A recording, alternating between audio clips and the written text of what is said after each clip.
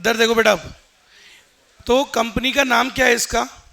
Company का नाम है eco Forge, a startup specializing in eco-friendly building material crafted from agricultural waste। एक company है इको फोर्ज, काय का स्पेशलाइज करती है भैया? बिल्डिंग मटेरियल में from agricultural waste. Agricultural waste से ये क्या बनाते हैं? Building material. ठीक है, आजकल काफ़ी चल रहा है ये। Entered the highly competitive manufacturing industry with a vision of promoting sustainability. So ये जो कंपनी है इन्होंने काय में एंटर किया है? हाईली कॉम्पिटिटिव मैन्युफैक्चरिंग इंडस्ट्री में आ रहे हैं ये लोग। ठीक है, with the vision of promoting sustainability.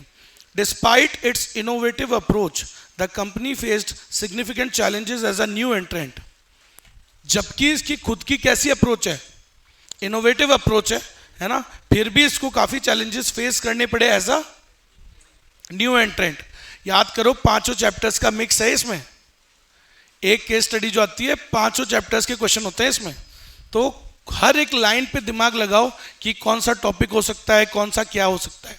ठीक है, so including high production cost, limited market visibility, regulatory hurdles and fierce competition from established players. तो सर, जबकि इसकी अप्रोच कॉम्पिटिटिव है, इनोवेटिव है, फिर भी इसको खूब सारे चैलेंजेस फेस करने पड़े as new entrant. However, through strategic planning and effective execution, EcoForge successfully navigated these obstacles। Sir, इसने बढ़िया स्ट्रेटेजिक मैनेजमेंट करके सक्सेसफुली क्या कर पा रहा है? ये क्या कर पाया? नेविगेट कर रहा है अपने ऑब्स्टिकल से and positioned itself for sustainable growth. अब अपन एक क्वेश्चन देखते हैं। ऑलमोस्ट हर पैराग्राफ में से क्वेश्चन होते हैं, समझ गए? सो स्टेप बाय स्टेप अपन चलते हैं। अभी तक का समझ में आया स्टोरी? देखते हैं कोई क्वेश्चन होगा इसके अंदर। सामने देखो, तो एक सेकंड इसको क्लियर कर देते हैं, क्वेश्चन देखते हैं। तो साहब, पहला क्वेश्चन 58 कहाँ गया क्वेश्चन?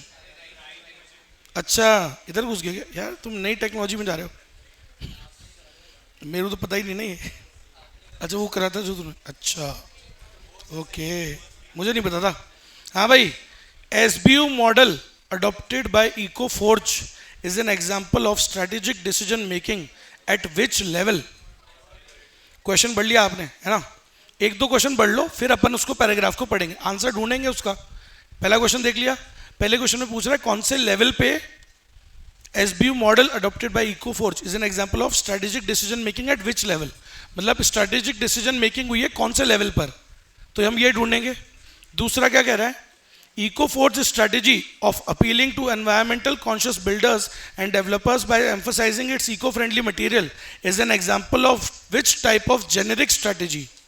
अब यहां पूछ रहा है कि इसने कौन सी जेनेरिक स्ट्रेटेजी लगाई। कितनी होती है जेनेरिक स्ट्रेटेजी? तीन होती है, तीन। कॉस्ट लीडरशिप, डिफरेंशिएशन और फोकस्ड। ठीक है, फोकस में दो होती है, focus, cost leadership and focused. तो इन चारों का पूछ रहा है ना। एक क्वेश्चन और देख लो। इस क्वेश्चन में पूछ रहा है the case mentions EcoForge identifying the critical influence of regulatory policies. अच्छा, regulatory policies, critical influence of regulatory policies and socio cultural factors. ठीक है, शेपिंग द कंज्यूमर प्रेफरेंसेस। मतलब ये केस मेंशन करता है कि बहुत क्रिटिकल फैक्टर इंपॉर्टेंट है जो जिससे इंपैक्ट पड़ता है। वो कौन से फैक्टर्स इंपैक्ट कर रहे हैं सर? एक तो रेगुलेटरी पॉलिसीज, लीगल एनवायरनमेंट, और एक समाज, सोशल एनवायरनमेंट। ये इंपैक्ट करते हैं कंज्यूमर की प्रेफरेंसेस को, ऐसा कह रहा है। Which strategic analysis framework is most relevant here. ठीक है, ऐसा कुछ कह रहा है वो। साफ जवाब तो पता है सबको, पॉलिटिकल, लीगल, सोशल। इसका आंसर तो यहीं पता लग गया कि कौन सा है। आया बात समझ में? अब जिसने पढ़ा है उसी को पता होगा कि ये पेस्टल में ही आता है, समझ में आया? तो इसका भी एक इसका तो आंसर ही पता लग गया। और बोलो, और सुनो, आइडिया ले लो ताकि हम पैराग्राफ जब पढ़ें तो हम ढूंढेंगे वही आंसर कि कौन सा है। उसने पूछा which type of generic strategy लग रही है। पहला वाला पूछा था कि कौन सा लेवल डिसीजन ले रहा है। ठीक है, eight which level this decision is taken, है ना? ओके, अगला क्वेश्चन किसका होने वाला है? एक कौन सा मॉडल पढ़ा है आपने? Ansoff model. तो उसके ऊपर क्वेश्चन है कि क्या क्वेश्चन है, जरा ये भी देख लो, फिर ढूंढेंगे अपन बढ़िया बैठ के। हाँ भाई, EcoForge strategy to deepen its presence in existing market. Existing market है, to deepen its presence, to deepen its presence in the existing market, और ज्यादा उसमें घुस रहा है, पेनिट्रेट कर रहा है, and explore the new ones correspond to which growth strategy in Ansoff matrix. ठीक है, तो एक क्वेश्चन पूछ रहा है, अभी नहीं लगा रहे दिमाग, हाँ अपन ये देखेंगे, ढूंढेंगे भाई, अपने को नहीं पता ना इकोफोर्ज कौन सी लगा रहा है, इतने सिर्फ इस क्वेश्चन पे तो नहीं जवाब दे पाऊंगा मैं। ठीक है, समझ गए, तुम दे रहे होगे वो तुम्हें अभी, क्योंकि लग गया होगा थोड़ा सा, अभी ऐसे मत करा करो, पहले पढ़ तो लो उसको, ओवर एक्साइट हो गए, बोलो नहीं आ गया ए आंसर, ऐसे रुक तो जाओ, चेक करेंगे, है कि नहीं। 4 हो गए, अगला देखो, अगला 5 ही होते हैं, मैं फिर बोल रहा हूँ, केस स्टडी तो एक ही होती है, मतलब एक स्टोरी पे क्वेश्चंस होते हैं, जो एक ही क्वेश्चन होता है 10 नंबर का, जो बाकी होते हैं ना 3, मतलब वो 5 नंबर वाला जो बचा 15 नंबर का आता है, तो एक तो आते हैं 2 into 5, ये होती है केस स्टडी। फिर इसके बाद जो क्वेश्चन होता है वो केस स्टडी नहीं होती, वो अलग अलग होता है, बस उसी लाइन में दे रखा है, उसी से ही क्वेश्चन पूछ रहा है, नॉर्मल एमसीक्यू, नॉर्मल वाला, समझ गए। तो वो तो होता है 2 और 1 का होता है, तो वहां तो कोई टेंशन नहीं है, इसमें टाइम लगता है। तो इसके अपने 4 क्वेश्चन तो पढ़ ही लिए, 4 में से 1 का तो आंसर भी पता लग गया, तो एक और देख लो, तभी ढूंढेंगे अपन, क्या क्या ढूंढना है अपने को, याद है ना, माइकल पोर्टर की कौन सी स्ट्रेटेजी लगा रहा है वो, और ये एंसॉफ मॉडल में से कौन सी टेक्निक यूज कर रहा है। एंसॉफ मॉडल में कितने एलिमेंट होते हैं, 4, market penetration, market development, product development और डाइवर्सिफिकेशन, याद आया। अच्छा, और अब लास्ट ये भी देख लो, फिर ढूंढेंगे आराम से बढ़िया बैठ के। अच्छा, लास्ट उधर था, वो इधर, ओह टेक्नोलॉजिया, वापस सही कर दूं, अब ठीक है, हो गया। हाँ भाई, इधर देखो, विच की इंडस्ट्री फोर्स, क्या कह रहा है, which key industry force as per Porter's 5 forces model is reflected in Ecoforge challenges from cheaper alternatives and intense competition. तो सर, इनमें से which key industry force as per Porter's 5 forces is reflected in Ecoforge challenges from cheaper alternatives and intense competition, कौन सा यहां पर वो एक force उसे अफेक्ट कर रहा है। ठीक है, कौन सा फोर्स उसे ज्यादा इफेक्ट कर रहा है, उन 5 में से 5 होते हैं ना, कौन कौन से होते हैं 5, threat of rivals, threat of substitute, threat वो बात नाम बोलो पूरे ढंग से, bargaining power of buyer, bargaining power of supplier. एक सेकंड, कौन फोन कर रहा है भैया, 10:30।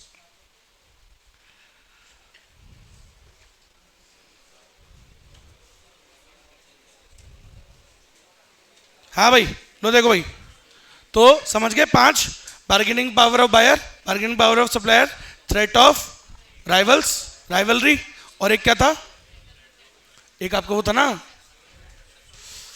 थ्रेट ऑफ सब्स्टिट्यूट और थ्रेट ऑफ न्यू एंट्रेंट। ठीक है, हो गए सारे। अब आपको क्या करना है, ध्यान देना बेटा सब लोग, है ना। तो स्टार्ट करते हैं, क्वेश्चन को पढ़ेंगे और अपन ये ढूंढेंगे। ठीक है, करें चालू, ठीक है। लो देखो भाई, सबसे पहला पढ़े, क्या कह रहे हैं पापा के, हाँ कर ले बात कर ले, पापा जरूरी है भाई, बहुत जरूरी है। हाँ भाई, इधर देखो सब, यही कर लेना है ना, पूछ ले। तो देखो भाई, चलो, तो सारे क्वेश्चंस याद है, लगभग आइडिया है। तो ऐसे करना होता है अपने को, पहले क्वेश्चन देख लो, फिर उसका आंसर्स ढूंढो, हर पैराग्राफ में मिल जाएगा कुछ ना कुछ। हाँ भाई देखो, तो सबसे पहले क्या था, वो क्यों, कौन सा लेवल है ना, the strategic decision making is at which level. अब देखो, ढूंढो,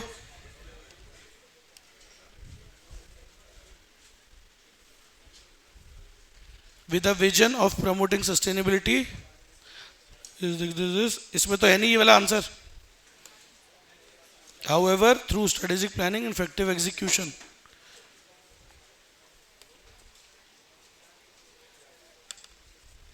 अब देखो क्या लिखा है इधर, companies leadership recognised the importance of understanding the internal strength and weakness along with external opportunities and threats.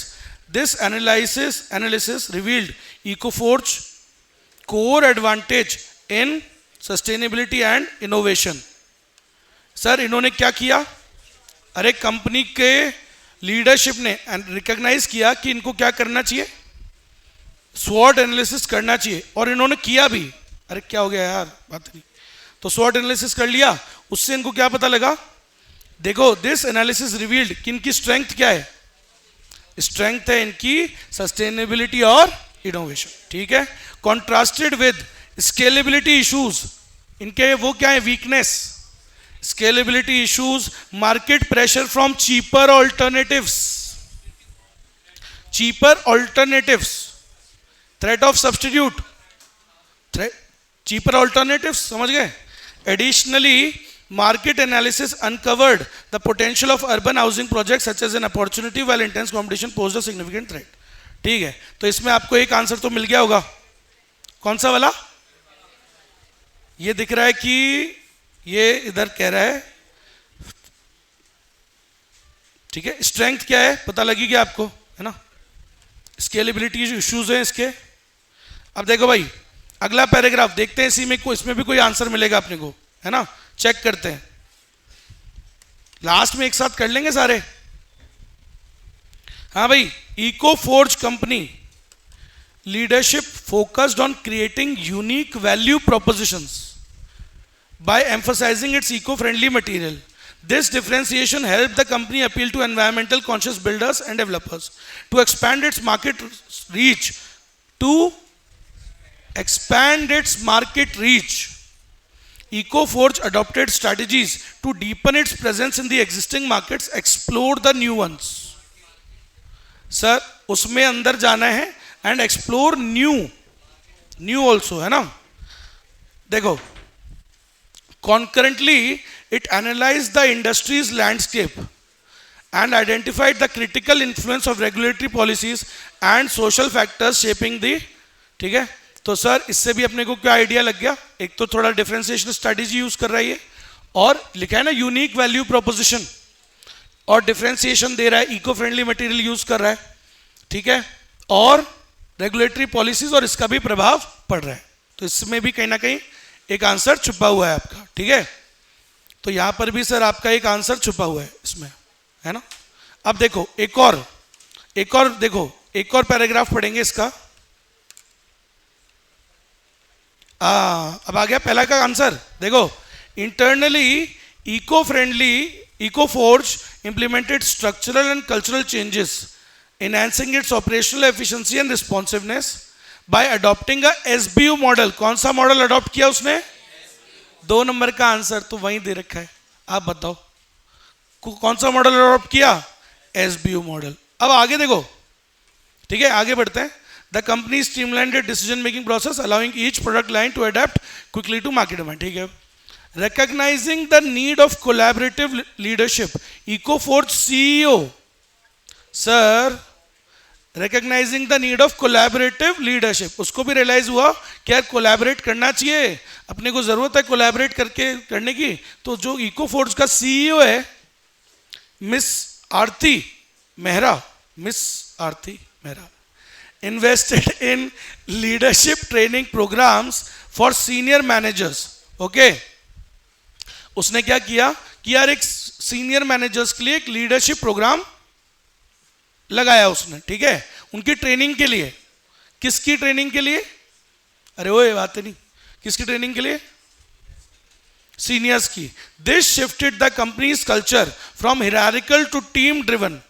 तो पहले उनका कल्चर कैसा था, हिरारिकल था, उससे टीम ड्रिवन आ गया, थोड़ी सी लीडरशिप बढ़िया हो गई, क्योंकि पहले वो लीड थे, फिर उनकी ट्रेनिंग कराई, फिर वो टीम ड्रिवन हो गए। ओके, कोलैबोरेटिव, पहले वो समझते नहीं थे, बॉस बनते थे साले, ठीक है, अब कैसे काम कर रहे हैं, टीम ड्रिवन हो गए। Okay, encouraging innovation and cross functional collaboration. ठीक है सर, पहले एक दूसरे की मदद भी नहीं करते थे, अब एक दूसरे से कोलैबोरेट करते हैं, टीम ड्रिवन उनमें आ गई है वो कोऑपरेटिव मेंटालिटी।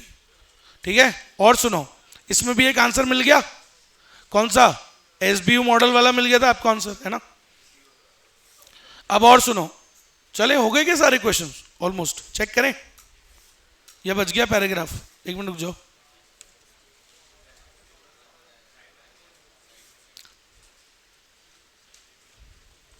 हो गए सारे? अच्छा उधर आएगा, और भी है? अच्छा ये, अच्छा ओके ओके, मतलब बच्चा है अभी।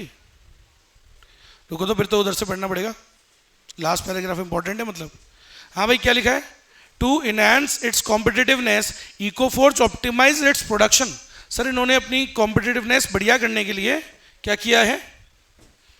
They have optimized its production and supply chain by addressing inefficiencies and partnering with technology providers। ठीक है, इन्होंने अपनी एफिशिएंसी को ठीक करने के लिए, सप्लाई चेन को बढ़िया करने के लिए अपनी कमियों पे काम किया है। these efforts significantly reduce the cost। इससे इनकी कॉस्ट क्या हुई है? कम। सप्लाई चेन पढ़ा था हमने, वैल्यू चेन एनालिसिस, IOOMSHPTI। उसको करने से क्या पता लगता है कि कहाँ हम गलती कर रहे हैं, कहाँ इनएफिशिएंट है, फिर हम उसको क्या कर लेंगे? इंप्रूव। तो हमें क्या मिल जाएगा? Competitive advantage. तो इनकी भी कॉस्ट क्या हो गई है? कम। ठीक है, कॉस्ट कम हो गई है। और क्या कह रहा है? प्रोडक्ट क्वालिटी भी बढ़िया हो गई है। Simultaneously, the company pursued green certifications and local marketing efforts to build brand recognition, attracting environmentally conscious clients. Over 3 years, these initiatives enabled us to expand into new markets. To expand into new markets. ठीक है भाई? Securing partnership with leading developers. Leading developers के साथ इन्होंने partnership करी है and increasing its revenue by 40%. ठीक है? बस तो और पढ़ लेंगे एक दो word. By integrating market analysis, operational improvements and focus on cost efficiency.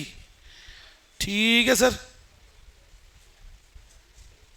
Okay खत्म हो गया। अब ढूंढ पता कर रहे आपने आंसर्स। चलो बताओ पहले का आंसर क्या होना चाहिए? क्या आंसर होना चाहिए बच्चों? लिखा हुआ था ना ये तो डायरेक्टली।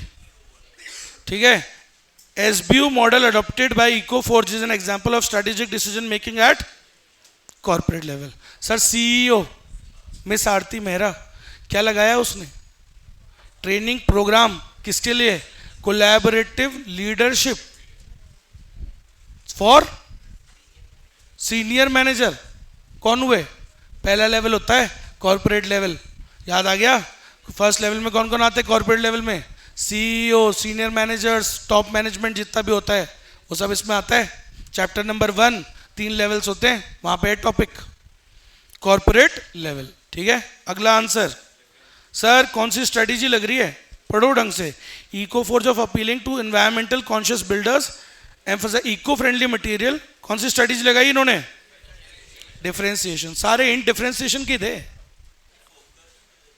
फोकस का कहीं भी नहीं आया। नैरो मार्केट नहीं बोले जब तक मुंह नहीं खोलना फोकस पे। मैं आपको बता रहा हूं ना, हिंट होते हैं हर चीज के। जब तक वो मार्केट पे नहीं बोलेगा नैरो मार्केट है, नैरो मार्केट है, कहीं तो कुछ बोलेगा, आप नहीं कर सकते फोकस। फोकस का क्या मतलब है? Narrow market. नैरो मार्केट में कुछ कर रहे हो तो नैरो मार्केट थोड़ी है, ये तो बहुत बड़ा है। अरे बिल्डिंग मटेरियल नैरो मार्केट थोड़ी है, तो वैसे मार्केट ही बड़ा है। हाँ भाई अगला अगला अगला आंसर ढूंढ लिया था इसका, तो इसका आंसर कोई गलत करते तो लीड ही होगा फिर तो। हाँ भाई मार्केट पेनिट्रेशन, उसी मार्केट में घुस रहा है। ठीक है, अब लेकिन आपको मैं बता दूं इसका थोड़ा सा हिंट मार्केट डेवलपमेंट का भी था, बट बार बार वो डीपन वाली लाइन बोल रहा था। समझ रहे हो मेरी बात? तो अब देखो गलती करने को कर सकता है, कोई दिक्कत नहीं है, इंसानी वो है। लाइन तो उसमें इसकी भी दिख रही है थोड़ा सा कि नए मार्केट्स भी एक्सप्लोर कर रहा है वो। अरे कर रहा है नहीं कर रहा है? हाँ मार्केट डेवलपमेंट मतलब हाँ उसी मार्केट में और पेनिट्रेट कर रहे हैं। मतलब जैसे ये मार्केट है, मैं नए में नहीं जा रहा हूं, उधर न्यू मार्केट में नहीं जा रहा, इसी में और घुस रहा हूं। मान लो आधों को तो बेच रहा था, आधे फिर भी नहीं खरीद रहे, तो और घुस रहा हूं इसी मार्केट में। हाँ मतलब तो उसी में और घुस रहा हूं, ये कह सकते हैं। उसी मार्केट को एक्सपैंड कर रहे हैं। अरे हाँ मैं समझ गया। रो सुनो, अब जैसे इसका डाउट क्या है, इसको लग रहा है कि मैं एक्सपैंडिंग इनटू न्यू मार्केट नहीं था, वो एक्सपैंडिंग इनटू न्यू मार्केट नहीं था, expanding into this market only. फर्क समझ गए दोनों को? लाइन का कंफ्यूजन क्यों हो जाता है? हमें लग रहा है expanding into, sir new markets बोल रहा था, न्यू मार्केट नहीं, उसी मार्केट में और एक्सपैंड करना था, तो ये क्या हुआ, मार्केट पेनिट्रेशन। एग्जिस्टिंग मार्केट में एक्सपेंड करते हैं तो क्या करते हैं, मार्केट पेनिट्रेशन। प्रोडक्ट के बारे में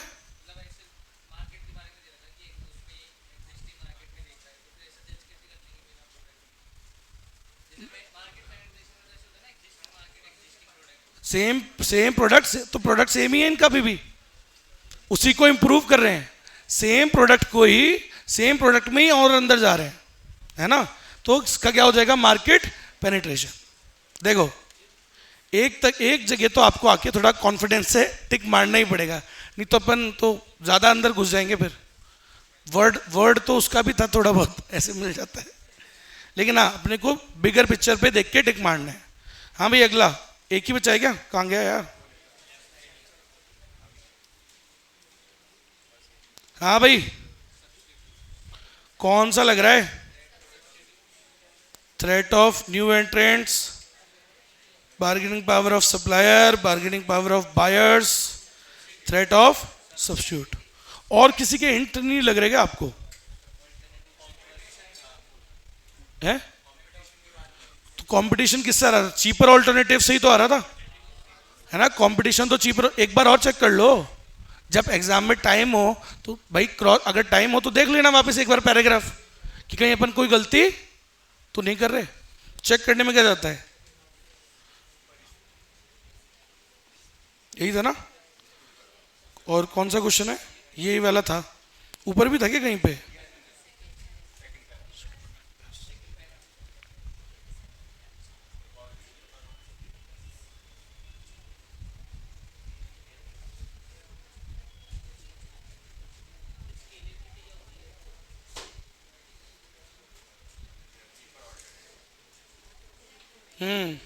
वही आ रहा है।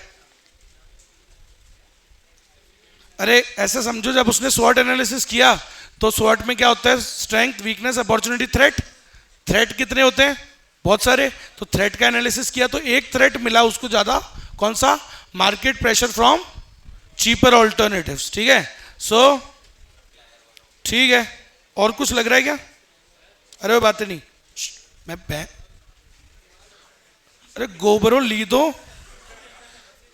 तो, कीड़े कीड़े की आदत है ना।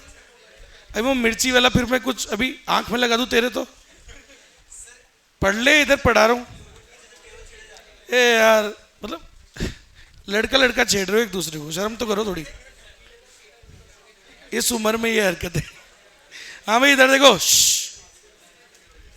क्या लग रहा है, यही है फिर तो, और तो कहीं दिख नहीं रहा कुछ। अरे बायर सप्लायर दिख रहा है कि कहीं पे, अच्छे से देख लो, जल्दीबाजी में पढ़ते हैं तो ऐसे ही होता है। ठीक है, बायर सप्लायर तो मुझे कहीं दिख नहीं रहा है ना, फिर तो एक ही है, क्या करोगे, अरे बोलो, थ्रेट ऑफ सब्स्टिट्यूट। इसका आंसर क्या हो गया, अरे क्या हो गया, थ्रेट ऑफ क्या लग रहा है, आप बोलो।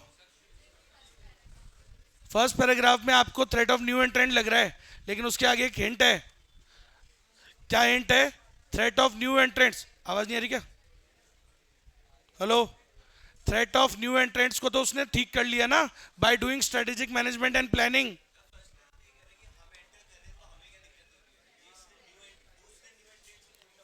न्यू, तो मैं वही तो कह रहा हूं, न्यू एंट्रेंट नहीं है, न्यू एंट्रेंट नहीं है। अपन ने तो अपन तो बढ़िया कर रहे हैं ना। नीचे देखो क्या लिखा है, eco force successfully navigated these obstacles, अपन ने तो कर ली उसको।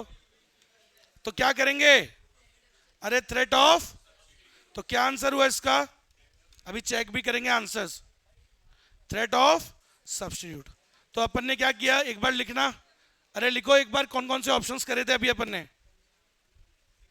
ऐसे आए गड़बड़ भी, गलत भी लिख देता है, मॉडल टेस्ट पेपर है ये, इसमें कई क्वेश्चंस के आंसर्स गलत देता है वो। तो अपन ने क्या क्या किया, इसके आंसर लिखो एक बार, चेक करो कहाँ गया इसके क्वेश्चन, फिर गायब हो गए। अच्छा इधर, यही था ना, अब इधर करूं,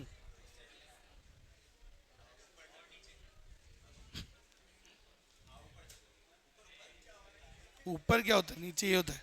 हाँ भाई लिखो, क्या किया था अपन ने, सी लिखो, ए, पहले का answer A B, B C, A और डी। ठीक है, ए बी सी, ठीक है।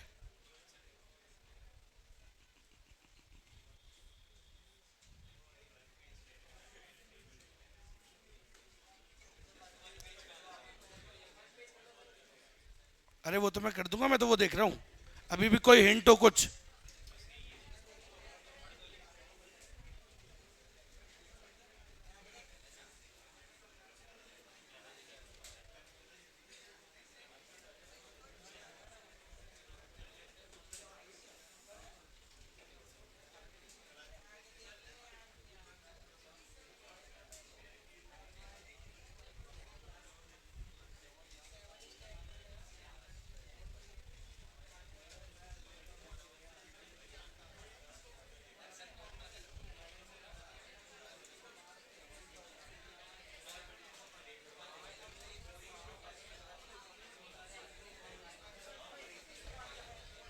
हाँ भाई चेक करें तो, कैसे चेक करते हैं इसको?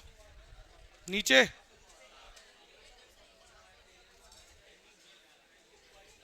कौन सा पेपर था? छठा पेपर है अपना।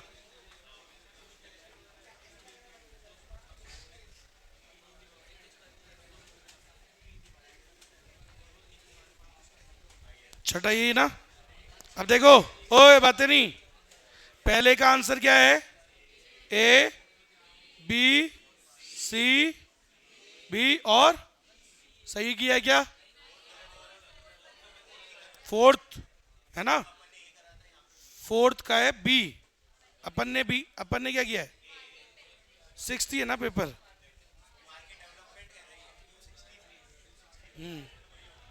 तो अब अपन ने किया था मार्केट, और उसने क्या किया है? मार्केट। और मैंने कहा था कि यहाँ पे आदमी दोनों कर सकता है, दोनों में डाउट आएगा ही, क्योंकि दोनों के हिंट्स आपको दे रखे हैं, मार्केट पेनिट्रेशन भी है और मार्केट डेवलपमेंट भी है। अब है न्यू मार्केट, थोड़ा कुछ तो देखो, चेक कर लो। 260, 263, इस पे कैसे मिलेगा? अच्छा ऊपर ही लिख दूं?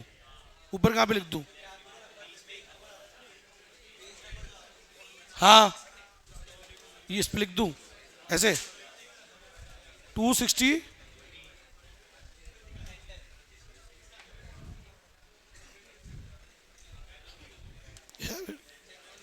टेक्नोलॉजी। हाँ भाई इधर देखो,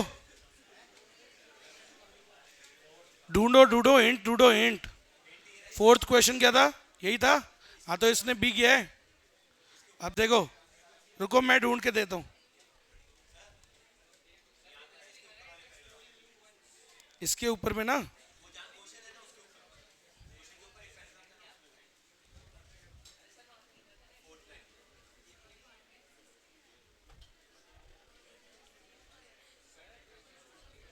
एक्सपैंड, अरे ओ ओ देखा तो मैंने भी था, लेकिन एक्सपैंड इनटू, मेरे को लग रहा था न्यू मार्केट वर्ड नहीं है, मेरे को लग रहा था expand into the same market है, मतलब मार्केट लिखा हुआ है, मुझे ये वर्ड नहीं लगा, मेरे को लगा कि यही लाइन है, to expand into the markets. तो न्यू मार्केट आ गया ना वर्ड। अरे new market same product, market development, समझ में आ गया? हाँ जी। अब वो ये कोई स्टोरी बता रहा था वो, कि भाई पहले एग्जिस्टिंग मार्केट था, ऐसे दो तीन जगह कर रखा है उसने। फोर्थ वाला पॉइंट है, दिखाऊं? अरे एक सेकेंड।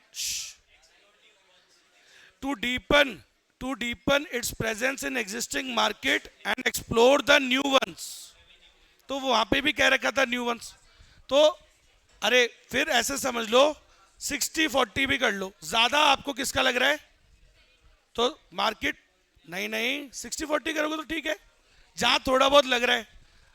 कोई दिक्कत नहीं है, दोनों को लगेगा ही इसमें। मैंने कहा ना कुछ बच्चे क्या करके आएंगे इसमें, मार्केट पेनिट्रेशन। कल इसलिए बोला था मैंने 15 में से 15 भी आ सकते हैं और 13 भी। एक क्वेश्चन में जरूर एक ऐसा होता है कि जहां आपको कंफ्यूजन आएगा ही आएगा, फिर भी इजी है। चलो भाई, तो बातें नहीं, अरे यार अच्छा